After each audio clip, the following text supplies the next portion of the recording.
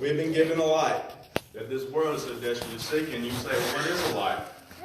It says in John chapter 8, verse 12, Then spake Jesus again unto them, saying, I am the light of the world. He that followeth me shall not walk in darkness, but shall have the light of life. We have Jesus. Jesus is our light. I was listening to one of the songs that was being sang a little bit ago, and it said, there's no shadow that he won't light up. There's no darkness that Jesus can't spread light on. And as we as Christians, that's our responsibility. We're supposed to spread the light. We're supposed to be what Christians, and most importantly, what non-Christians see on a day-to-day basis. The second part of that verse reads, a city on a hill that cannot be hid. Whether we believe it or not, what we do and what we say has an impact. And it can't be hid. We're held to a higher standard as Christians. Will we be sinless? No, we won't be sinless. I'll be the first to admit that I'm unworthy to even get up here and talk to y'all today. I'm an old dirty rag. I don't deserve to do anything. We make mistakes, but if we just give our all 100% of the time to be like Jesus, we'll show light and we'll spread light. How we act and what we do on a day-to-day basis has a major impact on how we are perceived and how Christians are perceived. I remember my freshman year of football, I just got there. I was nervous, of course, and I wasn't there but about a month or two. And well, when I first got there, the first thing that I got sat down, the head coach came up and talked to me, or to a group of us, and goes, I just want y'all to know, first things first, what you do outside the locker room and what you do outside of class, it perceives and shows the football program, and it's a direct impact on what we do and the coaches and all that. And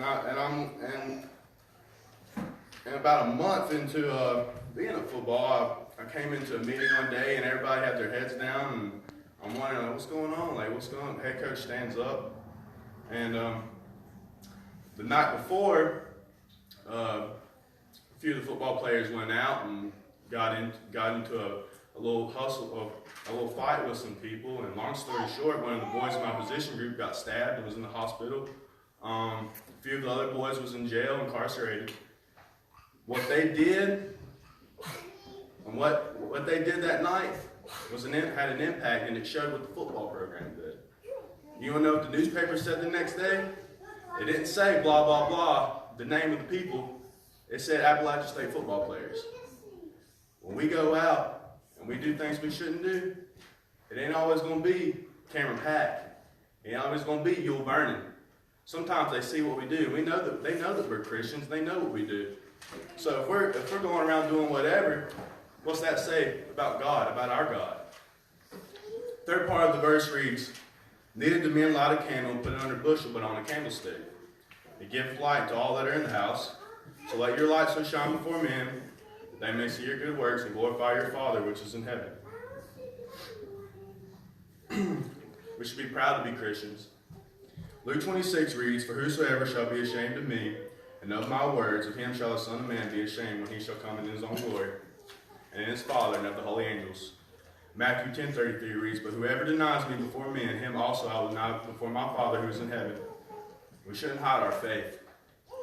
Our faith and our God should be put on a pedestal. It should be put on a candlestick, and it shouldn't be hidden in a secret place. God isn't in a coat that you can take out of the closet, put on, and put back in the closet when you want to. He's our light. And when we tell people about God and live our lives for Him on a day-to-day basis, that's how we can spread our light. Which brings me to my 4 points. What affects how we spread our light? What are the things that can affect us when we go out on a day-to-day basis and spread light and spread Jesus? I'm going to give you 4 points. I won't be long. So my first point, number 1, what you think. Philippians 4:8 reads, Finally, brethren, whatsoever things are true, whatsoever things are honest, whatsoever things are just, whatsoever things are pure, whatsoever things are lovely, whatsoever things are of good report, if there be any virtue, if there be any praise, think on these things. Our actions are a direct result of what we think and what we believe.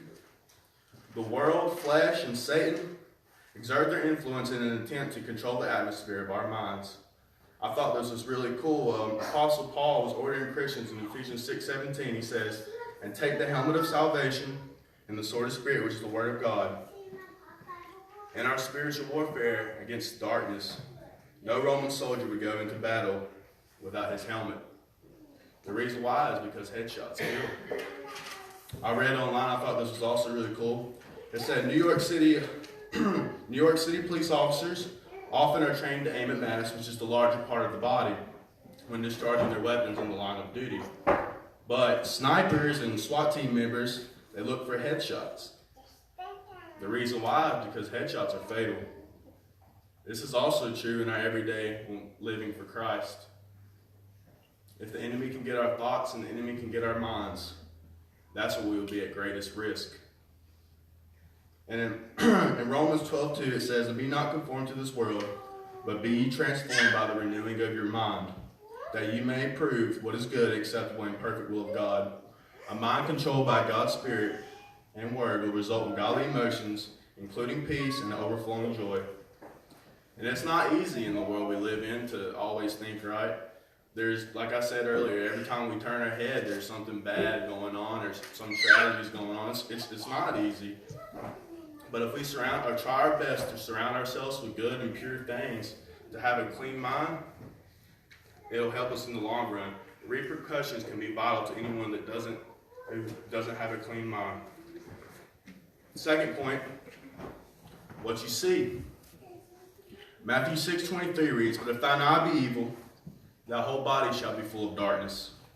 If therefore the light that is in thee be darkness, how great is that darkness? When I read that verse, I couldn't help but think about the most perfect example I can think of would be of David in the Bible. I'm going to read just a few short 4 verses. It says in 2 Samuel 11, verse 2, and it came to pass in the evening tide that David arose from his bed, and he walked upon the roof of the king's house, and from the roof he saw a woman washing herself. And the woman was very beautiful to look upon, and David sent and inquired after the woman. And one said, is this not Bathsheba, the daughter of Eliam, the wife of Uriah the Hittite? And David sent messengers, and he took her. And she came in unto him, and he lay with her, for she was purified from her uncleanness, and she returned unto her house. For many of you that know this story, David would go on to killing Bathsheba's husband, Uriah the Hittite. Bathsheba would become pregnant with his own baby. The baby would eventually die. And last but not least, David heard his relationship with Jesus, all because David saw. No one was around when he did it. He probably thought he could have sinned and got away with it. I mean, he did everything real swift-like, but it didn't. You know why? Because what we see is important. And this brings me to my next point. The best way to keep what you see clean is by protecting where you go. Would you go to the same places, watch the same things if Jesus were next to you? Some of y'all might be embarrassed. Christians don't belong in the same places that other non-Christians don't. I would say that the best place for a Christian to be is church. Everybody in here is in church this morning, and I can't think of a better place to be on Sunday morning. I can think of time and time again, especially in these days I'm living in, and as being a young adult as I am, I see where even some of my friends have got raised up in church, and I'm telling you, the worst thing that it all started with is when they stopped going to church. When you go to church, you receive the words, and you receive the bread and the food that you need in order to live your life on a day-to-day basis for God. Sometimes where we go can be seen by others. If I'm a Christian and I'm going out to a bar or a party with a bunch of people, do you think people are going to think that I'm being a light and that I'm being a Christian? The Bible says in 1 Thessalonians 5:22, abstain from all the appearances of evil. You might not even be doing anything necessarily wrong, but what does it look like to others? This can be crucial in the way we're perceived by the world and how Christians are perceived by the world. I remember my 7th grade year in middle school, every year at the end of middle school, the principal would allow the middle school kids to do like a little playful prank before graduation. And so we had a little meeting. He gave us the guidelines of what we could do, what we couldn't do. And we get down to the meeting, everybody's like, yeah, we're about to to go crazy. We're about to do all this. And I'm like, oh man. Sure enough, the night before graduation, I had planned to do some stuff. I like forked the yard, like stuff like that. Nothing, too crazy, just something playful. But I pull up, and I lie you not, before I even pulled into the parking lot, the soccer goal was in the middle of the road. The stop sign was on top of the roof of the school. When I tell you these kids messed up the school, it was very, very bad. The field goal post had got torn down. It was one of the worst things I've ever seen in my life. So the next day, I walk in, and everybody's like looking depressed and sad, and I get directed to a room, and I go in the room, and the whole room is surrounded by everyone, all the people that were graduating, and the principal. And we almost didn't even get to graduate. The principal got fired, all this stuff, and everyone that was in that middle school class got classified and put into one. I forked the yard. But guess what I got in trouble for?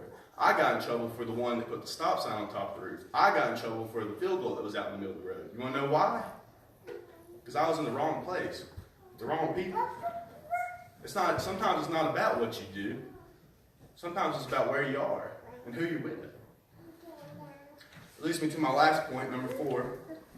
What you say. James 3:8 reads, "But the tongue can no man tame. It is an unruly evil full of deadly poisons." Words are very powerful, and they can be used for good, and they can be used for bad. The old saying, "Sticks and stones may break my bones, words will never hurt me."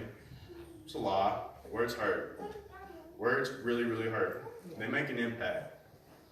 I can't think of a better way to use your words to shine light than to tell people about Jesus. Speaking truth, but doing it in love. Do everything you do in love. Anytime I talk about, or I think about what you say and just tell people about Jesus, it brings me back to when I was a six-year-old boy. I got saved when I was 6 years old. A lot of people were probably skeptical of that. You get saved at 6 years old, man? You're a little kid, but it's okay. I know within my heart that I love Jesus, and I know what happened to me. But at 6 years old, I remember I was riding around the back of the car from one of my buddies. He was about 7 years old at the time. And he goes, "Hey, man," and I had known about Jesus, and I went to church, and I was raised in church, but I still had never asked God to come to my heart and had a personal relationship with Jesus. And my friend starts telling me, he's like, "Yeah, man, like you get to go to heaven and all this," and I'm like, man, like I want Jesus, like I want Him in my heart, and I understood I knew I was a sinner, and I wanted Jesus. So I went back, and my mom and dad had a talk with me in the back of his old car lot he used to have, and on that day I got saved, and all because of what someone said to me. What we say has a major, major, major, major impact. Witnessing to others, and sometimes it's not even about witnessing to others, sometimes it's just about being a positive person. I think Yule was a great example of just being a positive person to be around. There ain't a time in my life where I've seen you. I see him time to time, and every time I see him, he's just a passionate, a loving, a warm person, and sometimes he's just a positive person, and that right there can spread light. A Christian that talks negative all the time isn't a Christian that spreads light and spreads the joy of Jesus Christ. We want people in the dark to come to light. Some of you want to be a light.